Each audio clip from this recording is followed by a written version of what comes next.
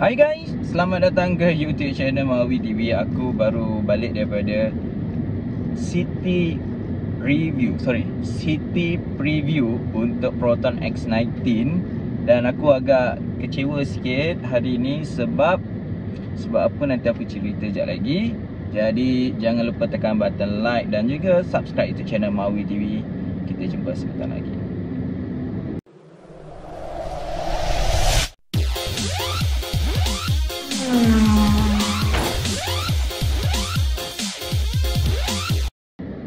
Okay guys, aku baru saja habis City Preview di JB untuk 6 city tak silap aku. Mereka pilih untuk dijadikan lokasi untuk buat preview untuk X90 ni.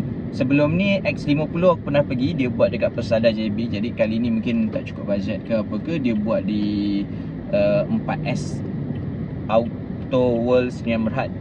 Okay, jadi apa yang buat aku kecewa bukan kerana X19 tu. Okay, itu bukan sebab aku kecewa. Yang aku buat aku kecewa sekarang ni adalah dia tak bagi rakam. Dia suruh tutup kamera telefon. Okay, tu yang buat aku kecewa sebenarnya. Aku datang jauh-jauh kot dari Kota Tinggi kot. Okay, sedangkan masa X50 tu boleh rakam lagi. Pertama. Yang keduanya, bukan ke seluruh media pemotoran ni dah review pun, dah pergi naik genting pun. Jadi apa lagi yang kau nak sembunyi sangat sebenarnya? Okey, jadi itu yang menyebabkan aku sangat kecewa. Jadi aku macam pergi ni just boleh mengulas je lah kat korang. Tanpa video, tanpa ada gambar, kelakar lah. Cuma dia bagi ni lah, goodies bag. Dalam ni ada mark. Okay guys, disebabkan aku tak boleh nak buat ambil video, jadi aku hanya akan bagi review. Tapi kali ni reviewnya agak jujur, ikhlas. Aku tak ada nak cover-cover lain lah. Aku harapkan macam tu lah.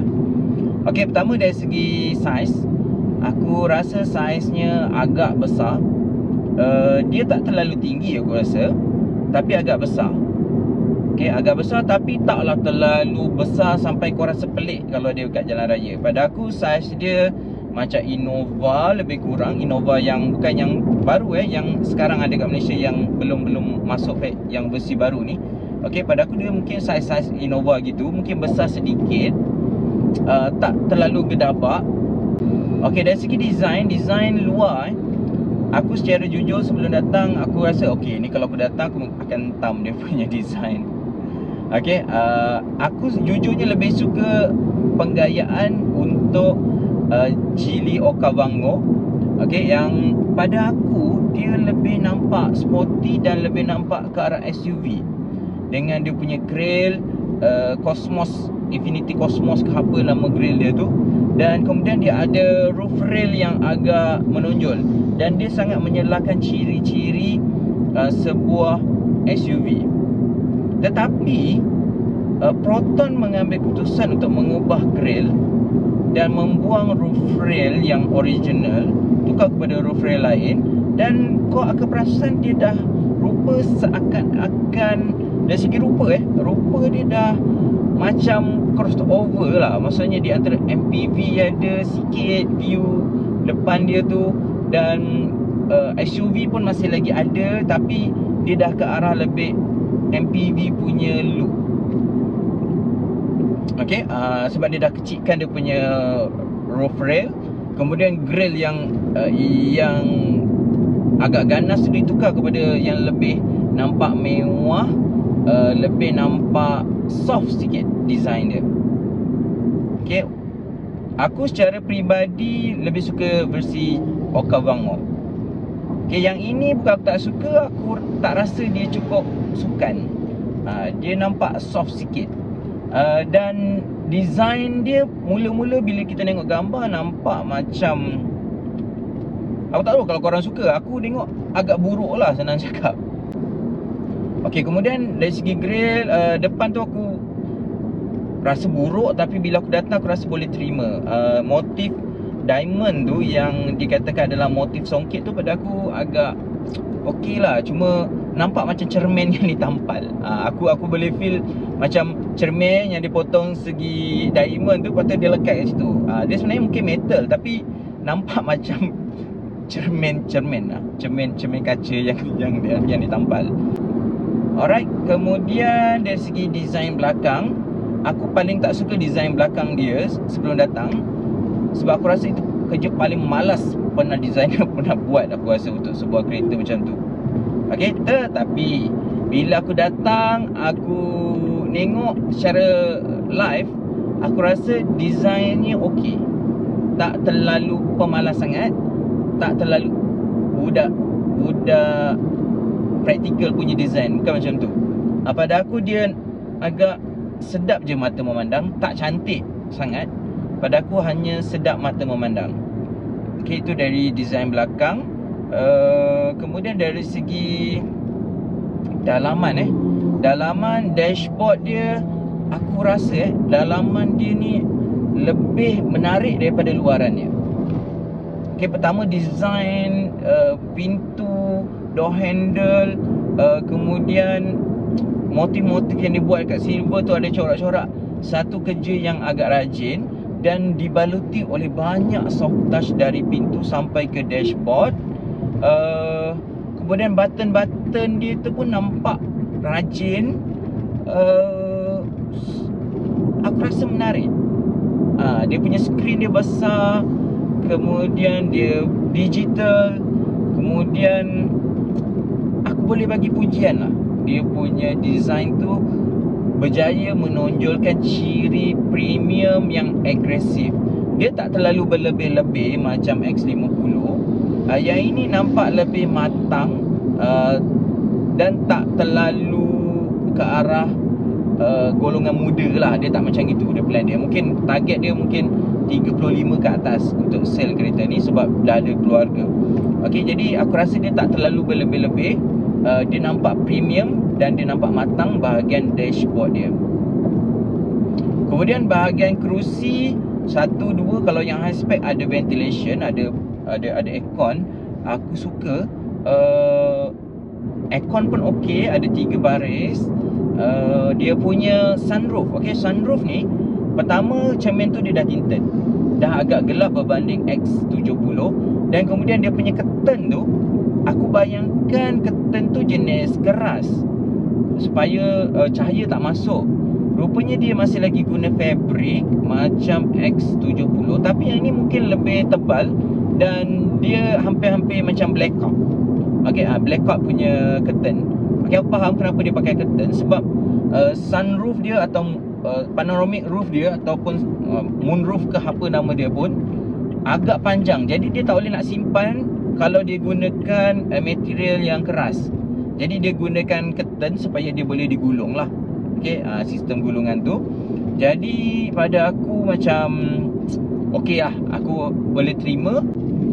Okey, kemudian kerusi untuk version yang 7 tempat duduk, dia berbeza tau susun atur dia. Memanglah 7 dengan 6, tapi aku nak cerita tentang yang 7 seat, kerusi 2 kat depan tinggi, kerusi 2 kat belakang sama rendah. Okey, manakala untuk versi 6 tempat duduk, kerusi baris driver, baris pertama dan baris kedua sama tinggi, kerusi baris ketiga rendah. Okey, sebab aku rasa dia menggunakan 4 kerusi captain seat lah. Jadi yang kat belakang tu adalah kerusi original. Okey, jadi bila design yang 7 tempat duduk ada 2, 3, 2 kan. Yang kerusi 3 ni okey, dia punya design adalah sama dengan design kerusi belakang. Jadi kerusi depan je dapat tinggi. Cuma bila kau ambil versi yang 7 tempat duduk, korang akan rasa view korang diblok oleh kerusi yang agak besar. Okey, sebab kau duduk rendah. Kemudian kau punya kerusi tu, kerusi driver dan penumpang depan ni agak besar. Jadi dia blok kau punya pandangan orang baris kedua. Baris ketiga jangan ceritalah, dia lagi rendah. Okey, tapi kalau kau ambil 6 tempat duduk iaitu versi flagship, korang akan dapati bahawa kerusi baris pertama dan baris kedua tu okey, view dia okey. Korang dapat view yang munasabah. kerusi baris ketiga ini penting untuk korang yang nak cari kereta ni. Ruangan untuk 1, 2, 3 ni pada aku cukup selesa untuk 7 orang dewasa yang berketinggian mungkin 175 ke bawah. Aku 170. Tadi aku pergi sana, aku jumpa seorang ni, abang ni dia 175. Jadi bila kami susun kedudukan tu, masih selesa untuk dinaiki oleh 7 orang dewasa dan ruangannya sangat munasabah. Okey, tetapi kerusi baris ketiga untuk varian semua varian lah senang cakap sebab sama je baris ketiga tu. Yang aku nak cerita tentang flagship lah. Okey, kerusi baris ketiga dia ni sedikit, bukan sedikit lah, agak rendah. Agak rendah bermaksud posisinya itu rendah dan dia sedikit pendek. Okey, apa masalah dia bila rendah dan pendek ni? Pertama, kaki korang akan tergantung. Okey, maksudnya kaki korang akan ternaik lah. Okey, maksudnya kalau kerusi tu tinggi, korang dapat duduk dan kaki kau menjulur, dia boleh support kau punya pangkal peha ni. Tapi bila kerusi tu rendah, bila kau julurkan kaki, dia tergantung. Keduanya, bila kerusi tu pendek, kesannya kau akan rasa letih sebab jarak paha kau yang tak disupport oleh kerusi tu terlalu banyak. Tak adalah terlalu. Aku boleh bayangkan kalau kau naik Myvi lebih kurang dia punya kerusi kecil dia. Okey, kerusi Myvi tu. Jadi untuk perjalanan jauh untuk orang dewasa yang mungkin melebihi 3 jam, korang mungkin akan rasa terseksa dan kau akan rasa sangat penat. Okey, tu sebenarnya kelemahan kerusi baris ketiga dia. Tetapi dari segi space dia mencukupi dan sangat selesa. Cuma masalah dekat kerusi tu lah, dia tak ada pula extension untuk kerusi baris ketiga tu supaya menyapot kau punya peha ni. Okay, jadi itu korang perlu test dulu sebelum korang nak beli. Okay, aku rasa untuk kanak-kanak ataupun untuk yang berketinggian 160 ke bawah memang tak ada masalah. Okay, jadi untuk kanak-kanak, untuk dewasa yang rendah, yang tak tinggi, pada aku dia mungkin tak banyak komplain lah. Tapi bagi orang dewasa, terutamanya lelaki, kau akan rasa yang agak penat sedikit kalau duduk di kerusi barisan belakang. Tapi boleh dikatakan kerusi baris belakang tu boleh dianggap agak selesa, walaupun dia tak boleh condong banyak. Sebab kerusi belakang tu dia fix, dia tak boleh ke depan ke belakang. Cuma dia boleh sedikit lah adjust kau punya laras tu, tapi tak berapa menyondong. Tetapi lebih baik lah daripada Beza. Okay, dan kualiti leather untuk kerusi dia, napal leather ni sangat lembut. Aku boleh bagi pujian lah kepada kerusi dia, sangat lembut. Kau rasa macam sedapnya dia ramas, macam tu. Okay, tu dia punya kerusi punya kualiti. Napal leather walaupun warna gelap, pada aku lagi okey berbanding letak warna coklat. Pada aku hitam tu nampak lebih sukan. Okay, nampak lebih sukan. Alright, kemudian dari segi kualiti, aku dah pegang-pegang kualiti tombol pintu, aku rasa ianya berjaya untuk menaikkan feel premium kepada kereta ni. Dan kualiti buatan dia aku rasa agak baik dan agak berkualiti. Jadi aku tak ada rasa skeptikal tentang kualiti lah. Dari segi yang aku raba, aku pegang, aku rasa dia punya kualiti tu premium. Okay, memang kualiti yang premium. Tak ada rasa murah ataupun kereta-kereta. Okay, jadi pada aku boleh bagi pujian terhadap kualiti binaan dia. Yang lain-lain, okay, dari segi kualiti sistem infotainment dia, tak ada Android Auto dan Apple CarPlay. Itu yang agak mengecewakan, dan kita faham dia adalah kereta Geely, kereta Cina. Okey, jadi mungkin tak ada link lah untuk membangunkan, untuk ada kerjasama dengan Android dan juga iOS ni. Mungkin macam tu lah. Jadi dia buat sistem Cina dah lah. Tapi dia katakan kamera dia agak cantik dan antara yang terbaik dalam pasaran Malaysia yang ada pada hari ini. Aku rasa macam okey lah. Dari segi itu semua okey.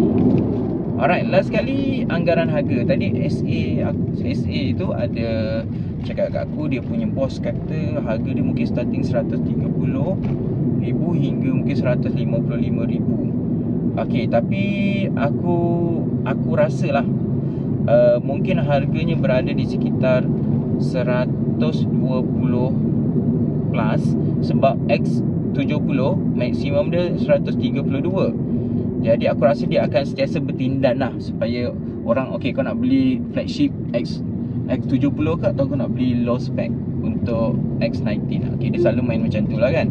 Jadi aku rasa dia mesti berada di anggaran 120 hingga 125 starting, dan berakhir aku rasa akhirnya harganya lebih kurang 100. Aku macam nak teka lah, 149,800. Dia kalau lebih daripada 150, dia seakan-akan memberi petanda ataupun mindset orang kereta tu mahal. Jadi letak di bawah 150, jadi 149,800. 800 ni memang permainan harga kereta lah, saya letak 800. Okey, jadi itu aku punya pandangan. Okey, jadi aku minta maaf tak dapat nak share kat korang tentang gambar city preview tu tadi. Jadi aku hanya boleh bagi ulasan yang pada aku jujur, ikhlas, tak terlalu cover line sangat. Okey, tak terlalu keras sangat. Pada aku ini yang jujur, yang munasabah. Okey, jangan lupa like dan juga subscribe YouTube channel Mawi TV. Kita jumpa lagi dalam video seterusnya. Assalamualaikum.